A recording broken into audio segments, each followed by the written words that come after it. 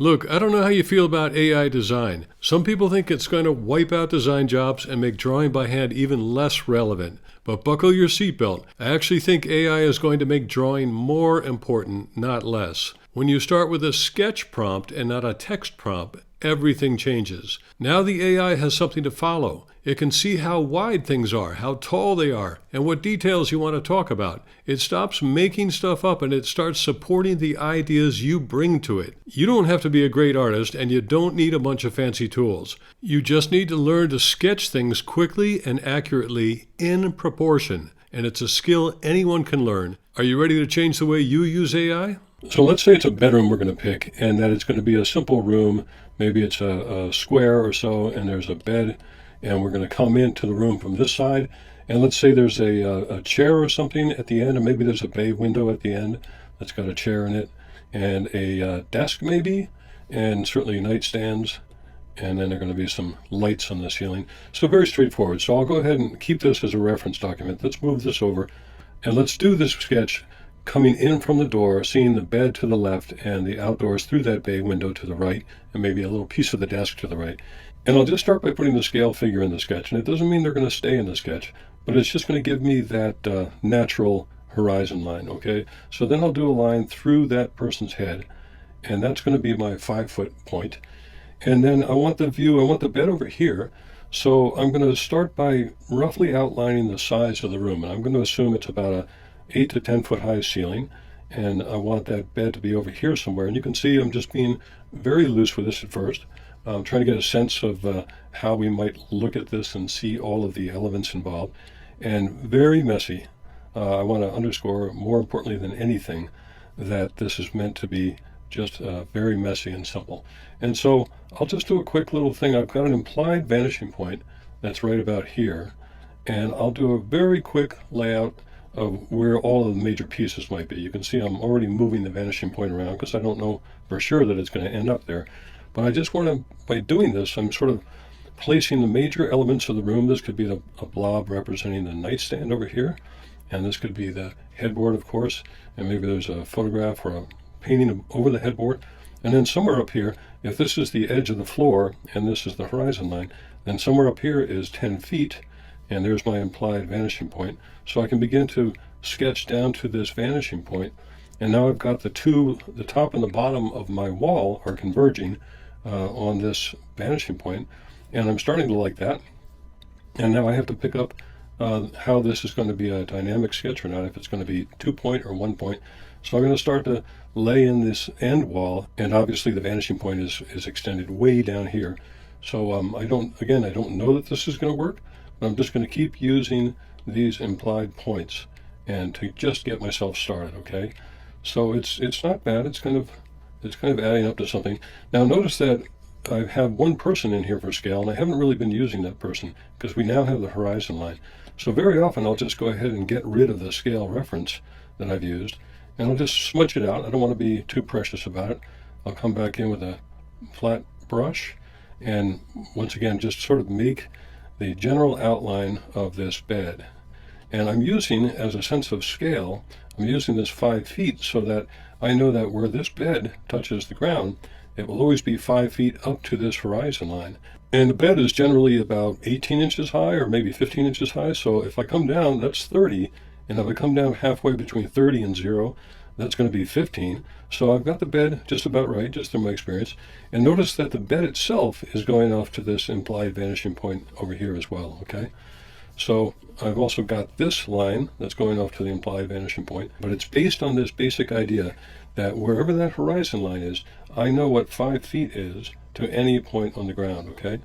So I kind of like this vanishing point, and what I've basically done is succeeded in creating the section of the room now. You can see that the room is approximately, well, we know it's 5 feet to the horizon, and it's probably another 4 feet this way, so the room is 9 feet by about 9. Now that's a square at the end, so I know that's 9, and then maybe it's another 3 or so, so 9 feet tall by 12 feet wide. Hey folks, just a quick interruption. If this sketch to AI workflow is resonating with you, you can learn both the drawing part and the prompting side with me live each week. I run a small draw-along workshop to rebuild those skills. Check the link below for more details. Okay, back to the video. And now I can keep working on this. So the next thing I'm going to do is try and create a little extra space for that bay window. Okay. And I'll start by angling that and putting in the bay window divisions. And maybe there's a window seat height sill on that in case somebody wants to hike themselves up and sit in the sun. And maybe I won't put that chair in. Maybe I'll just feature this window seat. And then we talked about there being a desk in the foreground. So I'm going to keep using these perspective lines that we've generated, and I'm going to allow them to help me locate things in space. So let's call this the footprint of the desk, okay? And notice my footprint is going off to the vanishing point just like everything else. So this part of the footprint is going off to this vanishing point, and this part of the footprint is going off to this vanishing point. And if my desk is, say, 28 to 30 inches high, then I know at this point I'm at 0. At this point I'm at 5. And roughly halfway or a little bit below is going to be the top of that desk. And I'll keep using that implied vanishing point as my guide for when I draw the depth of this desk coming towards us. And then where the top of the desk intersects vertically with the lower part of the desk will be roughly where that desk will end.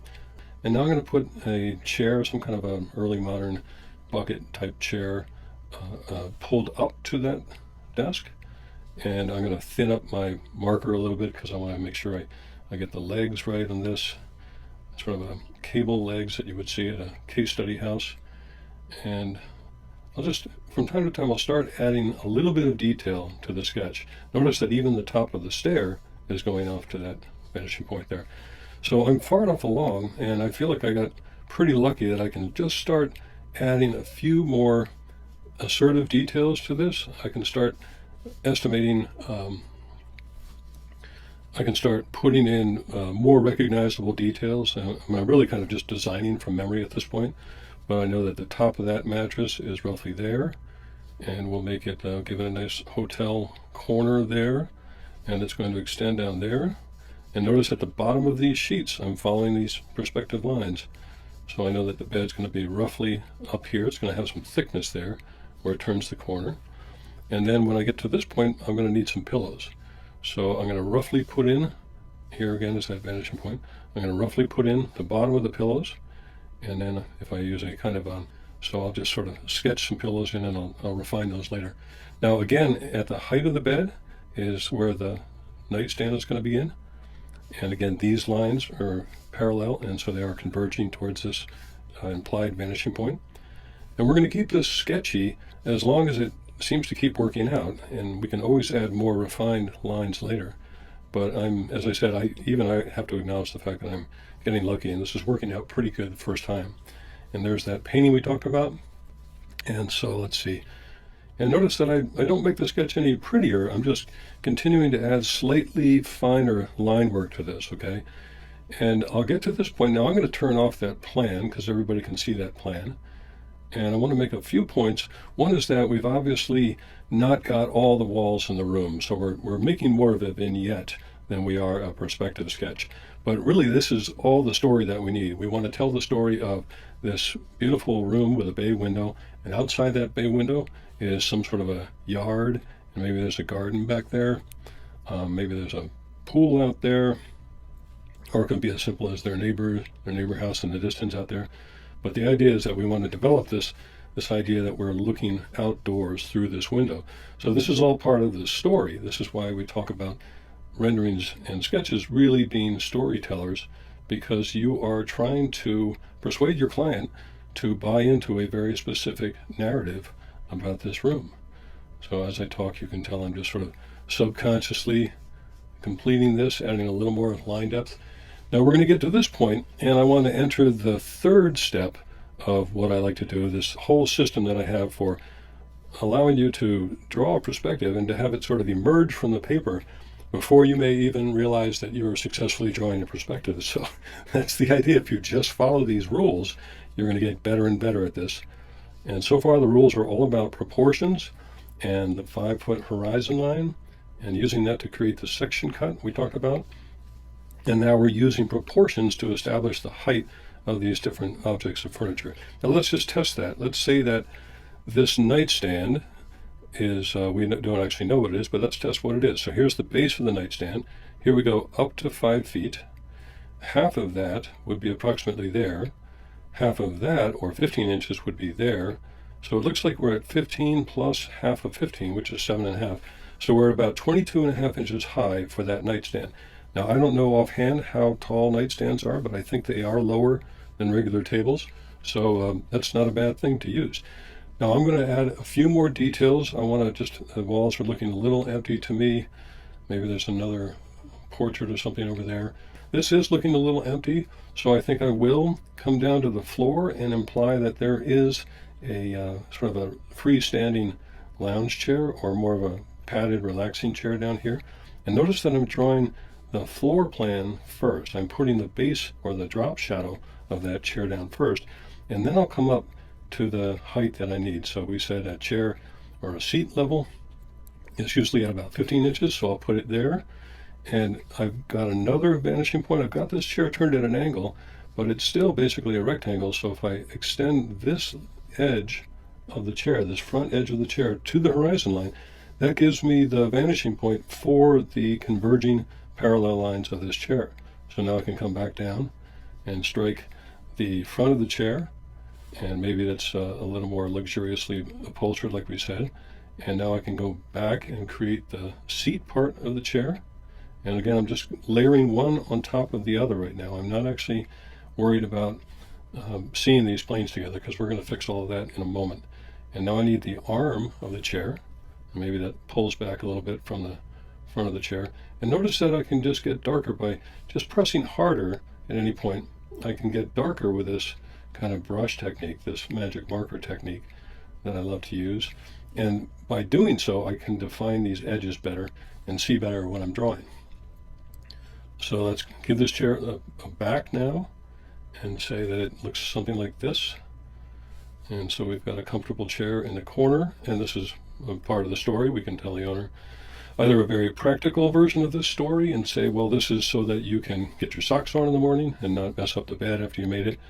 At this point, now I haven't been adding layers, but I typically do in these sketches. One of the reasons I haven't added layers is because this sketch so far has gone better than I could have thought. So layers usually give me a huge sense of safety, and but as I said, it's worked out so far. So now I am going to add a layer, and I'm going to thin down this marker a little bit and just start to add some of the little details that I know are going to account for so much. So we have that bed stand, and I think I'll add a sort of an articulated light here, a nice reading lamp. And every client likes to think they'll actually do some reading at night. None of us, or very few of us, ever do, of course. But let's add just the barest gestures for a kind of articulated lamp. We're not even drawing a specific articulated lamp. We're just drawing kind of a representation of an abstract one. I'll put in some doors, or not some, I'll put in some handles for the nightstand and suggest a drawer going back. And I'll make let's make the legs a little more specific. And maybe we need to do that thing you'll see that in the West Elm shots where the sheets are pulled down. And so I'll begin to represent that. And remember, I'm on a new layer now. So if I get anything wrong, I can just hold 2 fingers down and just the parts of that layer will begin to disappear. And I can always hold 3 fingers down and come all the way back to where I was. So another wonderful power feature of Procreate. And let's say we're eventually going to have some sort of cove detail in there. And we'll use some bare floors in this because it always makes the sketch more interesting, gives a little more character. But I do want to have a beautiful carpet. Maybe it's just under the bed. So again, you can see me constantly referring back to this imaginary vanishing point. And notice how this is all kind of emerging nicely here. And then the last part of this is what I call the atmosphere. And so we're going to add a layer, and I'm going to go ahead and multiply this layer. I'm going to put this layer in multiply blend mode by tapping the N icon and then tapping multiply. And I'll come back to that flat brush, that flat marker. And what we're going to do is just lay in the simplest possible layer of tone to begin to give the sketch a little more of a sense of light and shadow. So for instance, a big part of our story is that we're looking at this beautiful outdoor area.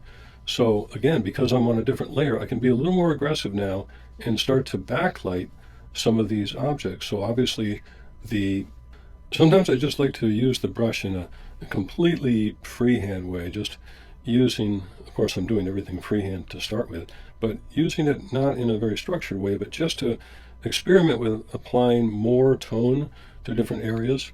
So now it looks like I've got a light rug against a slightly darker floor. I'll put some tone on that desktop maybe. Could take that away too, because I like the reflection coming off of that. And I'll put a little bit of tone on these walls.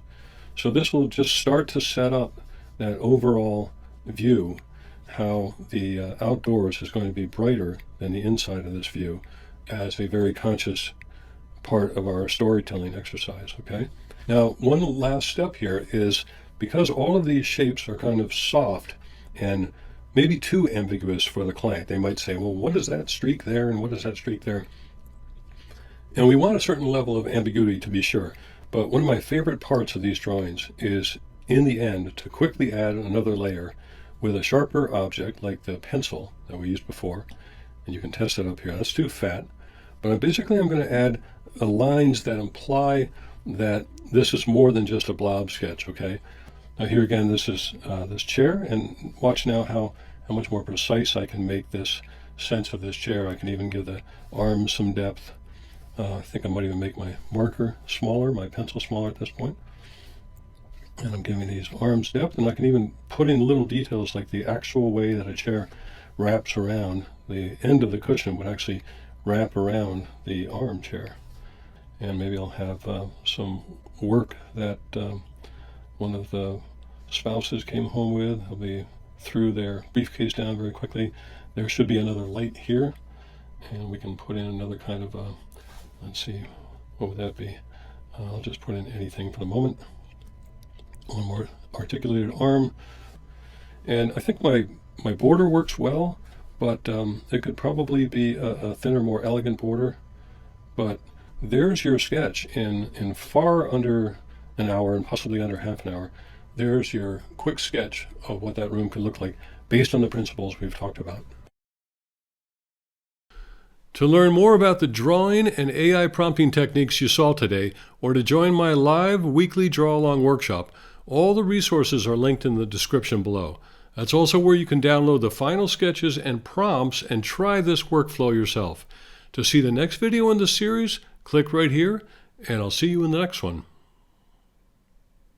Okay, that's the outro.